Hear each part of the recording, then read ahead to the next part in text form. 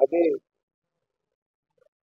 ବ୍ରହ୍ମପୁର ସାଂସ୍କୃତିକ କ୍ଷେତ୍ରରେ ଉପସ୍ଥିତ ବ୍ରହ୍ମପୁରର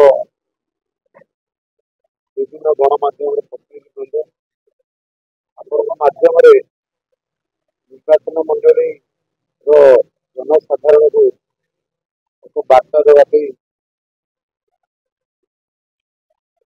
ମୋର ଇଚ୍ଛା ପ୍ରକାଶ କରୁଛି। 2024 ନିର୍ବାଚନର ନୋଟିଫିକେସନ ଜାରି ହୋଇସାରିଛି। ନୋମିନେସନ ପ୍ରକ୍ରିୟାର ବି ଗତକାଲିଠୁ ଆରମ୍ଭ ହୋଇଛି। ଆସନ୍ତା 25 ତାରିଖ ପର୍ଯ୍ୟନ୍ତ ନମିନେସନ ପ୍ରକ୍ରିୟା ଜାରି ରହିବ। ଏ ଅବସରରେ ପ୍ରତ୍ୟେକ ନାଗରିକ ସଚେତନ ଭୋଟରଙ୍କ ମନରେ ବିଭିନ୍ନ ପ୍ରଶ୍ନ ଉଠୁଛି। ନିର୍ବାଚନରେ ଜନସାଧାରଣଙ୍କର କର୍ତ୍ତବ୍ୟ ଦାୟିତ୍ୱ, କାହାକୁ ଭୋଟ ଦେବା, କାହିଁକି ଦେବା, କଣ ପାଇଁ ଦେବା, କିଏ ଆମର ସ୍ୱାର୍ଥକୁ ରକ୍ଷା କରିପାରିବ, କିଏ ବ୍ରହ୍ମପୁରକୁ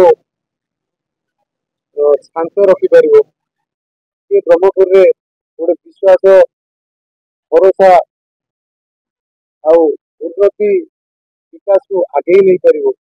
ବିଭିନ୍ନ ବିଷୟକୁ ନେଇ ଲୋକଙ୍କ ମନ ଭିତରେ ନିର୍ବାଚନ ଆସିଲେ ପ୍ରଶ୍ନ ଉଠେ।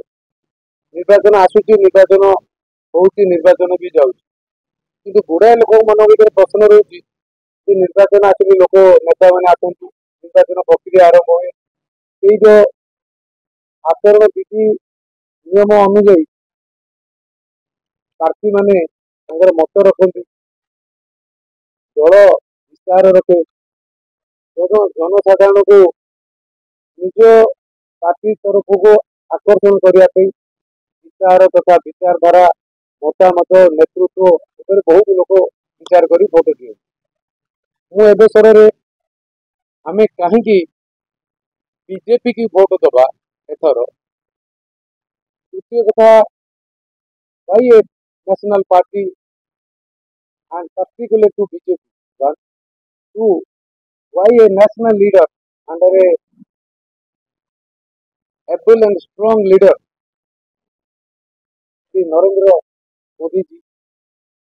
Third है what is the good governance under his leadership last 10 ବର୍ଷ ଭିତରେ ସେ କଣ ଗୁଡ୍ ଗଭର୍ଣ୍ଣାନ୍ସ ସୁଶାସନର ବ୍ୟବସ୍ଥା କରିଛନ୍ତି ଯାହାକୁ ଆଧାରରେ ଆମେ ଭୋଟ ଦେବା। ତଥା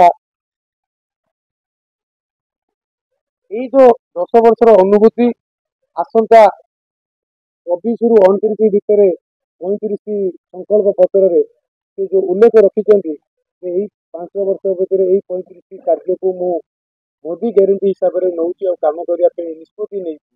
ତାର 100 ଦିନର ଯୋଜନା ବି ସବୁ ବିଭାଗକୁ ନିର୍ଦ୍ଦେଶ ଦେଇ କାମ କରିବା ପାଇଁ ନିର୍ଦ୍ଦେଶ ଭାରତ ସରକାରଙ୍କର ବିଭିନ୍ନ ବିଭାଗକୁ ଦେଇଛନ୍ତି। ଚତୁର୍ଥ ହେଲା ଆମ ରାଜ୍ୟର ସ୍ଥିତି କଣ, ଆମ ରାଜ୍ୟରେ ବିଜେପି କୁ ଦବାର ଆବଶ୍ୟକତା କଣ ରହିଛି, କାହିଁକି ବିଜେପି କି ଦବା ଆବଶ୍ୟକ। ପଞ୍ଚମରେ ଆସିବ ବ୍ରହ୍ମପୁର ସଂସଦୀୟ କ୍ଷେତ୍ରରେ ବିଭିନ୍ନ ସମସ୍ୟା ଦୀର୍ଘ ଦିନ ଯୋଉ ପଡ଼ି ରହିଛି ତାକୁ କାହିଁକି କରାଯାଇପାରିନି ଏ 24 ବର୍ଷର ବିଜୁ ଜନତା ଦଳ ସରକାରଙ୍କ ମାଧ୍ୟମରେ। ସେଥିପାଇଁ ସରକାର ବଦଳାଇବା ପାଇଁ ଆବଶ୍ୟକତା ଅଛି କି ନାହିଁ ଲୋକ ବିଚାର କରିବା ପାଇଁ ଗୋଟେ ସମୟ ଅଛି। ଏହା ସହିତ ମୁଁ ଆପଣମାନଙ୍କର ପ୍ରାର୍ଥୀ, ମତେ ଆପଣମାନେ ଅନ୍ୟ ଦଳର ପ୍ରାର୍ଥୀ ତୁଳନାରେ ନିଶ୍ଚୟ ତୁଳନା କରିବେ। ମୁଁ କୋଉ ଦଳକୁ ନିନ୍ଦା କରିବି ନାହିଁ, ଦଳର ନୀତିକି ନିନ୍ଦା କରିପାରେ। ଗଣତନ୍ତ୍ରରେ ପ୍ରତ୍ୟେକ ଦଳର ଗୁରୁତ୍ୱପୂର୍ଣ୍ଣ ରହେ, ଦଳର କାର୍ଯ୍ୟକଳାପକୁ ନିନ୍ଦା କରିପାରେ, କିନ୍ତୁ ଦଳକୁ ନିନ୍ଦା କରେ। ତାପରେ ଆସିଲା ଯୋଉ ପ୍ରାର୍ଥୀ ମାନଙ୍କ ଭିତରେ ଯୋଉ ଚିନ୍ତାଧାରା ରହିଛି, ପ୍ରାର୍ଥୀଙ୍କର ନେତୃତ୍ୱ, ପ୍ରାର୍ଥୀଙ୍କର ଚିନ୍ତାଧାରା, ପ୍ରାର୍ଥୀ ପୂର୍ବରୁ ଅନୁଭୂତି ଥିବା କାର୍ଯ୍ୟକ୍ରମ କିଛି ଜିଲ୍ଲାରେ କରିଛନ୍ତି କି, ଯୋଉ ବିଭିନ୍ନ ବିଷୟ ନେଇକି ଲୋକଙ୍କ ପାଖରେ କୋଉ ପ୍ରାର୍ଥୀ ରହିବ, ଲୋକଙ୍କର ନେତା କିଏ ହବ, ଏ କଥା ବି ରହିଛି। ତ ଏଇ ସବୁକୁ ଆଧାର କଲେ ବିଜେପି କୁ ଦବା ଦରକାର ଅଛି। ଆର ସପକ୍ଷରେ ମୁଁ କିଛି ମତ ଦେବା ପାଇଁ ଚାହୁଁଛି, ଯାହା କଥା କି ଗଣମାଧ୍ୟମର ପ୍ରତିନିଧି ମାଧ୍ୟମରେ ପ୍ରତ୍ୟେକ ପରିବାରକୁ, ପ୍ରତ୍ୟେକ ସଚେତନ ଭୋଟରକୁ ଏହା ପହଞ୍ଚୁ।